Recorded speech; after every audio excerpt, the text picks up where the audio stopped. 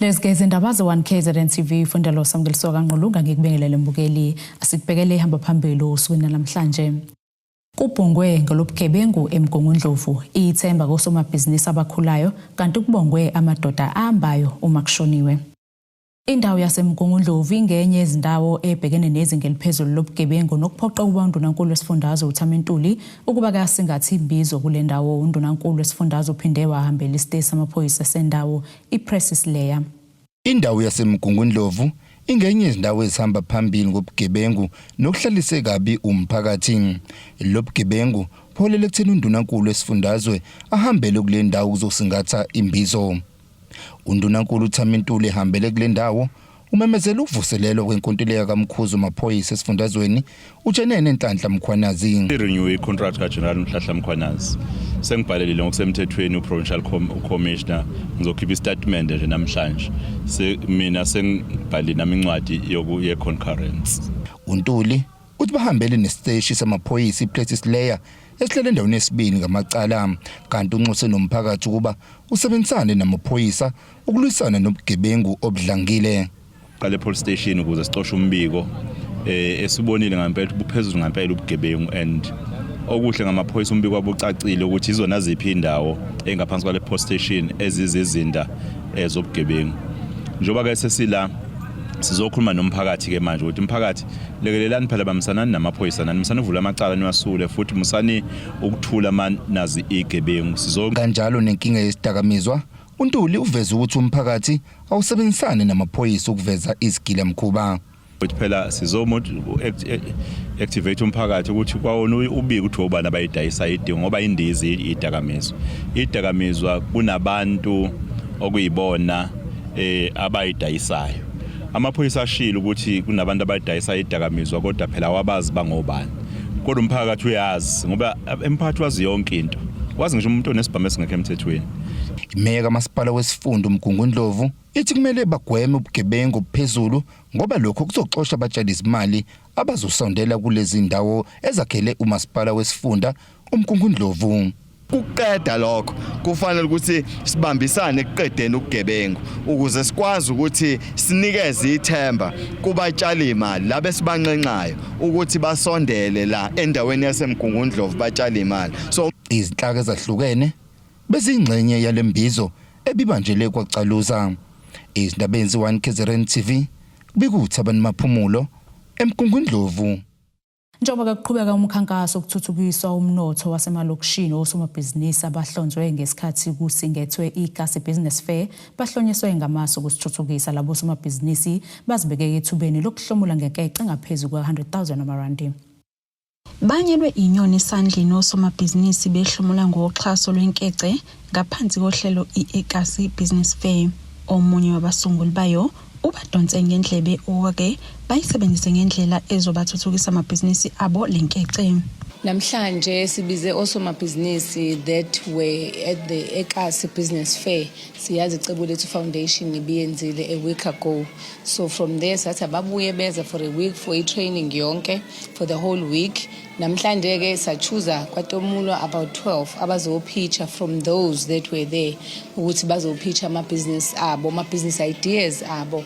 So ke sizokhetha abawu4 kubona abazowina u50,000 each. So it is a boost if usomabhizinisi omncane uyacabanga u50,000 uhamba ibanga. Baleke kakhulu ukuthi osomabhizinisi abancane emalokishini sibanike ithemba because they think ukuthi fana zaye edrobheni kuzavula ibhizinisi elingcono kanti cha umnotho singawushintsha khona la elokishini sisoda ngamabhizinisi esiwasungule la. And why lenziwe mina ngicebo lethu foundation na ngiwunomfundo it's because I started icebo lethu la eHammersdale. Molibuka manje selikhulele it's a global player sikhona go London sikhona in Africa everywhere.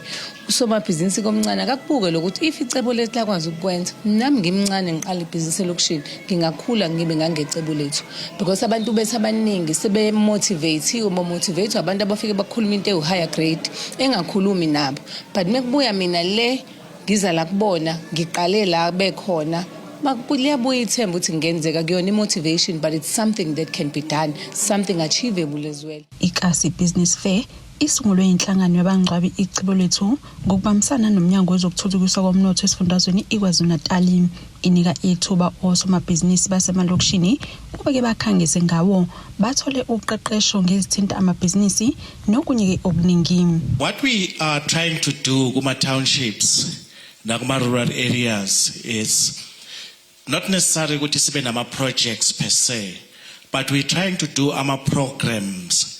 So we program kusuke kuzoba nama projects.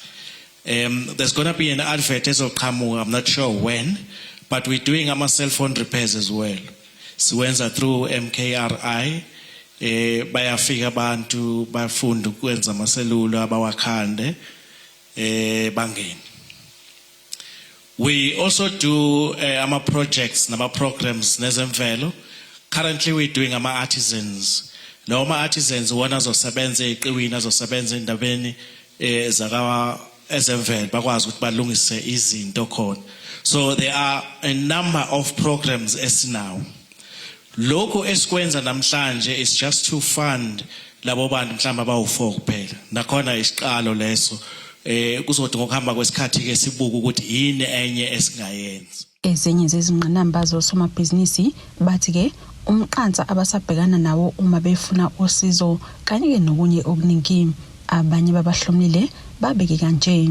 Ngingenele kwile foundation ngoba ngibona ithuba elihle lokuthi ngikwazi ukuthi ngifunde kangcono cause lana awuzile ngokuthi uthola imali kuphela but uyafunda kabanzi ngokwazi nawe ibusiness lakho and uyathola nethuba lokuthi uthole ngokwazi ukuthi iindustry okuyona ikanjani imi kanjani. So ngaleyo ndlela ngilibongile kakhulu ithuba ngitholile nami okuncanyana nje ngizokwazi ukuthi ngikhulise ngendlobalisa ibusiness lami. Thina sicounselisha abantu mhlawumbe umuntu ene depression ephatheke kabi ngoba lokhu kubalekile emphakathini ukuthi abantu babe right bakwazi ukuqhubeka baphakame bakwazi ukuphumelela whether ukuthi uyingane umuntu omdala umuntu osebenzayo kubalekile ukuthi ingqondo ibe right.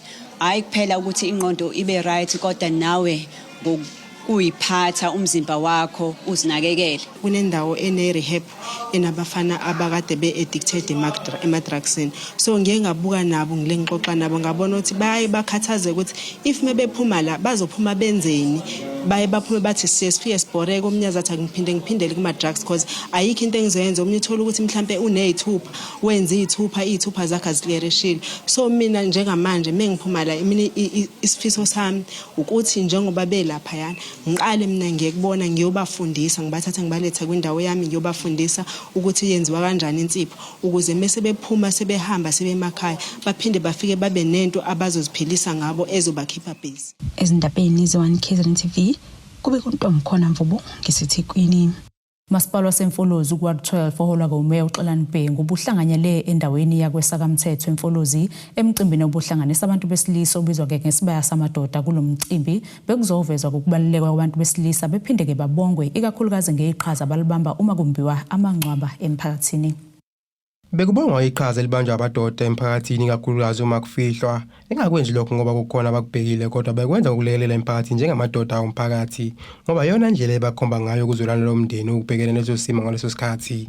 Okokuqala sithe asihlanganise amadoda sizobonga iqhaza labo abasibambela lona ngale kokubheka inzuzo uma siwasishiwe izihlobo nabangani insizwa namadoda abaze bengabala ukuthi izulu liyana noma libalele ilanga bathatha amapiki namafosholo bahambe bayokumba lapha bethi mase bembile usulungile umgodi isaqhubeka inkonzo ubafica sebehleli phansi kwezihlahla lapha nabeshiswa ilanga khona kodwa futhi ke abapheli imandla ngakho ke sizothi ke lokho abakwenza bekwenza kwimndeni eyahlukahlukene siyafisa ukuthi bakwenze njalo. Ungcolo usubeke wathi omkhulu nobaba kumele bebe nesandla ukuze bazokwazi ukwakha izinsizwe ezisakhula ukuze izoba obaba baqotho kusaza bazi ukuthi uma indoda wemhlukumeza umuntu wesifazane. Omkhulu nobaba nabo kuseneqhaza kumele bedlale kulo hulumeni wentando yeningi ukuba bafundise abafana abasebasha ukuthi ubudoda yini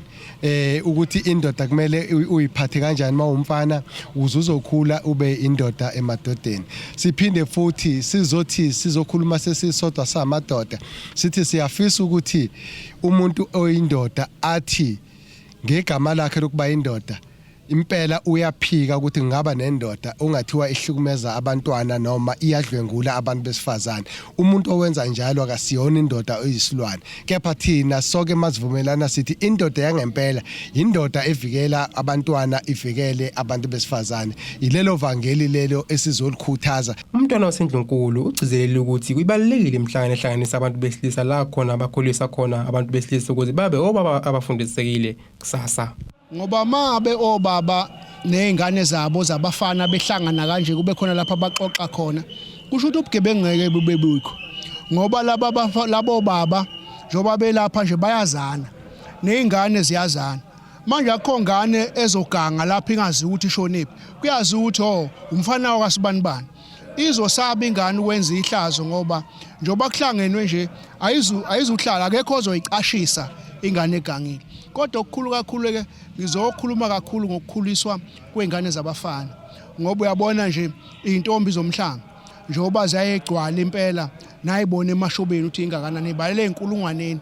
Lezi intombi ziyakhuliswa ziyahlolwa zifundiswe impilo kodwa bese uthola ukuthi abekho abafana abazoganwa lezi ingane ukuze kuqhubeke isizwe. Ngakho ukukhuliswa nokubunjwa kwabafana ukuthi baba amadoda aqotho baye kuganga bayeke ukuhlala ezitolo bafunde ukuzenzela imisebenzi yezandla. Lezi ndaba zowanikeza TV sibeke siqiniseka ucele Richards Bay. Sike sisishelele etolo sibe siqhubeke nazo indaba zethu.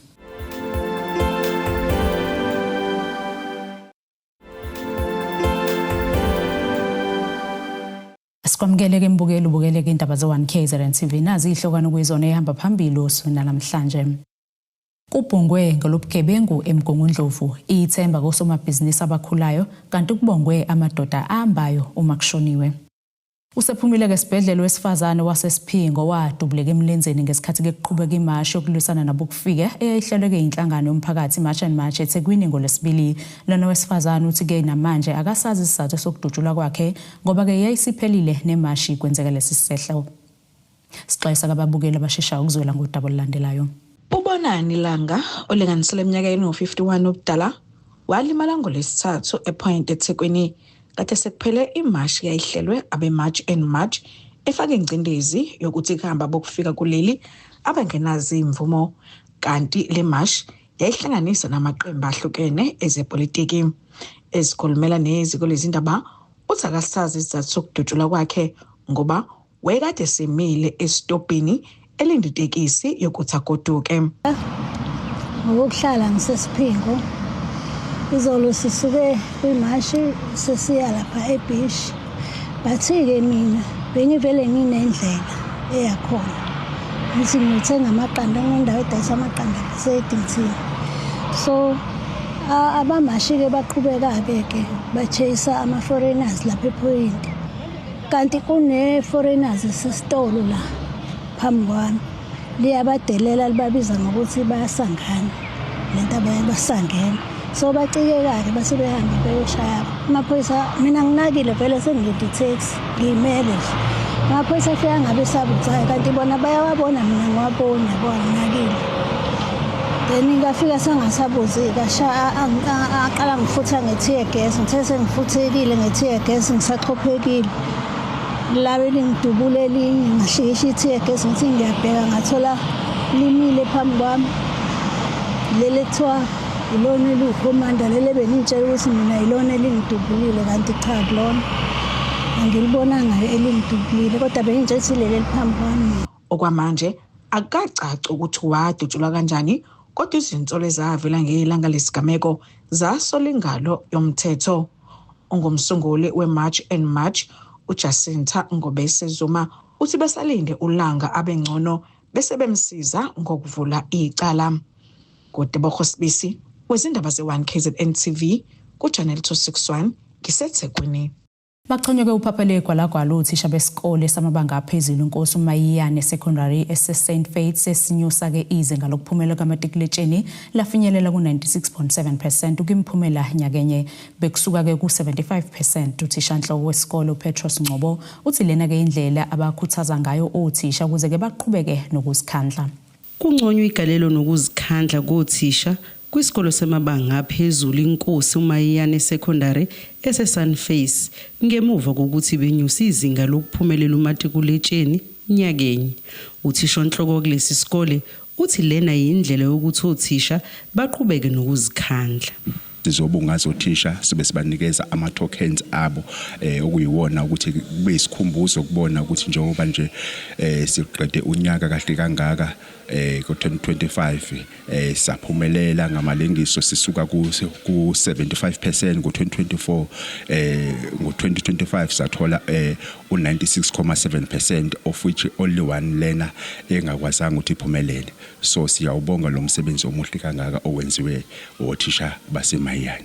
Uphinde wancoma nomnyango wezemfundo ukuthi ububalekelela kakhulu yize bezikhona izinselelo. Isikole sethu ngempela isikole sesemakhaya ngempela ngoba siku-quintile 1 so of which izinsiza kusebenza asibahle kuzona kodwa ke sizamile singothisha si-improvisa ngendlela zethu nanothisha omkhulu nanoboza kwethu be-improvisa ngezinsiza kusebenza sicela nakuma-neighboring schools ne-Department of Education silekelela ikakhulukazi umhloli wethu ubaba uMadlala ophethwe ubaba uzinya kwi-CMC yaseMzumbe basilekelele nje kakhulu nje. Omunye othisha abachona uphaphele gwalagwala uthi yize zikhona izingqinamba kodwa bebebambisana. Sijabule kakhulu namhlanje lokho kuzokwenzeka la esikoleni uthi thisha omkhulu asenzele usuku oluhle kangaka ngokusebenza kwethu. Izinto esibhekene nazo la esikoleni esikuba ingqinamba abafundi ezinye incwadi sithola ukuthi asinazo kodwa siyakwazi ngokubambisana nababafundi nokusizana siyistaff silekelelane ukuthi abantwana bethu bathole imphumela emihle kakhulu naba abantwana bayazikhandla kakhulu. Usihlalo wesigungu esilawula isikole ubongothisha abazali kanye nabafundi ngokuzinikela kwabo. Sinenjabulo enkulu kakhulu ngokubungaza imphumela yabafundi baka matric nothisha ngokusebenza ngokuzikhandla nama extra classes ade bewenza benikela ngesikhathi sabo nabazali ngokuba nesupport enganeni. Umfundo baqoqede bonke emakhanda uthi basebenze ngokuzimisela. Sebenza kakhulu imisela ngicabanga ukuthi siyayideserve lama lenzeka namhlanje. Obemela umholi bomdabo uncoma ukuzikhandla nokubambisana. Sijabulile kakhulu sisizwe saka Hadebe ngemphumela ephumile ya grade 12. Sijabulela ukuthi isizwe sethu sisaba nabantu abafundile. Siyabonga kothisha ngokuzikhandla. Abafundi abaphumelele kahle baphinde banikezelwa ngeglosa ebeqhamuka kuKhansela wakuWard 3 ngaphansi kwaMasipala uMzumbe. Lo mbiko benuwethulelo zamando sicele wezindaba ze1KZN TV ngise-Sunface. Ugogo Eunice Mhlongo neminyaka engama-77 ubudala wasemzingweni esikhaleni enyakatho kaMthane uthi sibi semabahlala ngaphansi kwaso yena ke nekhehla lakhe njengoba behlukunyezwa abazukulu bathatha ukudla nempahla besaleke bengenalutho. Ugogo kusho lokho ekhuluma neziko lezindaba ngesikhathi amavolontiya eqembu lenkatha ezonikezela ngezipho njengoba umkhulu uMandla Nkosi oneminyaka engama-103 kade ke ezalwa namuhla. Ubehlanganisa ke iminyaka 103 namuhla umkhulu uMandla akhe Mhlongo wasemzingwenya esikhawini edlanhlamvana namuhla kamavolontiya eqembu lenkatha abungaze kanye naye nesaguga sakwakhe. Lena ke ngenye ke yezindlela yokumbonisa uthando nokubaluleka nje ukuba khona kwakhe njengomuntu omdala. Kanje ke ucelebrate 403 years kube isibusiso kumina ngakuthatha njengokuthi sizokhuluma nedlozi la ngempela ngoba sonke masishisa impepho sikhuluma emsamo sibizwa baba omkhulu lapha ke sibone idlozi kuyisibusiso kulento lena.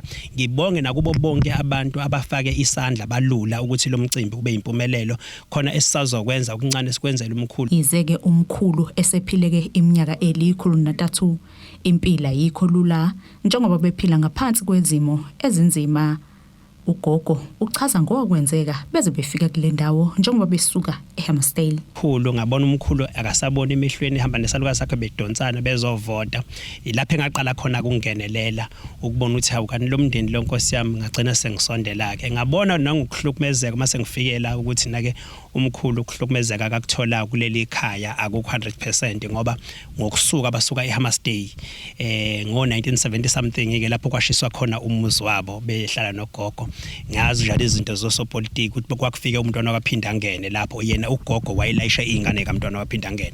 So wanenge wathi nje efike ezekhaya kwathiwa wena wantu ukuthi bamshisela umuzi wakhe baphuma babaleka bazohlala la esikhawini. Laba bathi banabantwana bayishakalombili kodwa akekho noyedwa obanakile kubona uthi njengoba behlala kulomuzi abazukulu bafika bathathe noma yini abayifunayo endlini.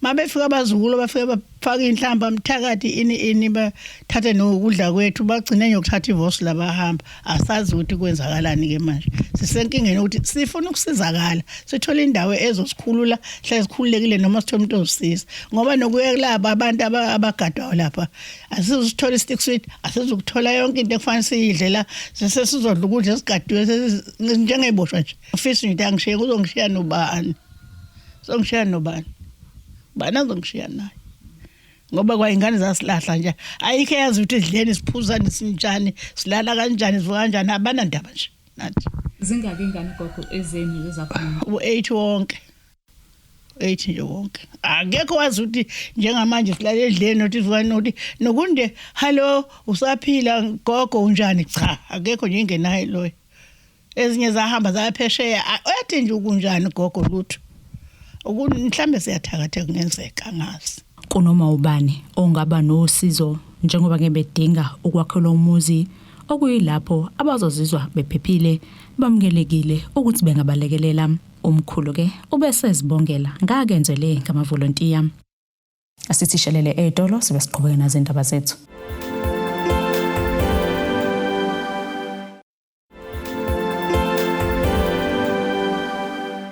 Asiphinde ke sikwamukele imbukeli ubusabukele zona indaba ze1KZN TV sikukhumbuze obekuyizona ebehamba phambili osuku namhlanje.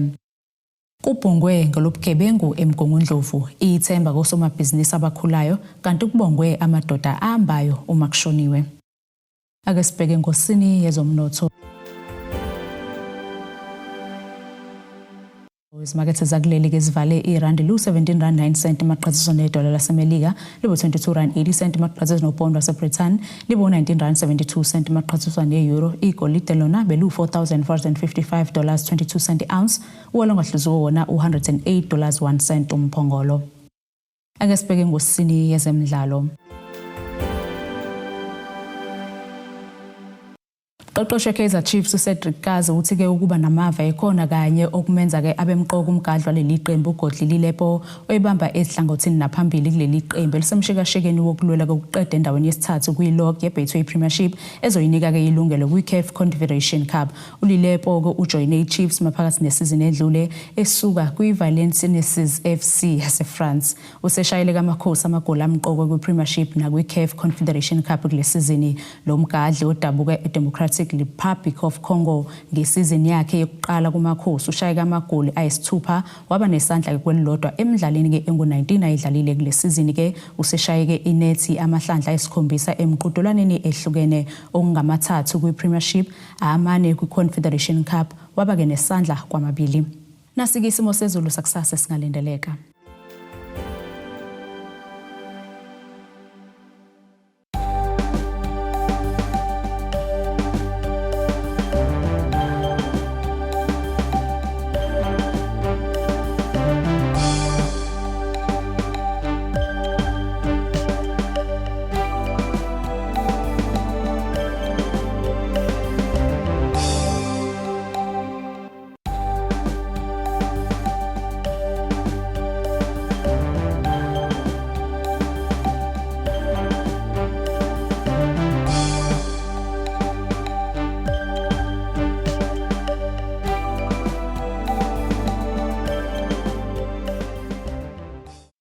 Bukeliza guqu besikuphathele zona usuku namhlanje mina nawe ke sesophinde sihlangane futhi ngesikhathi esilandelayo nisale kahle.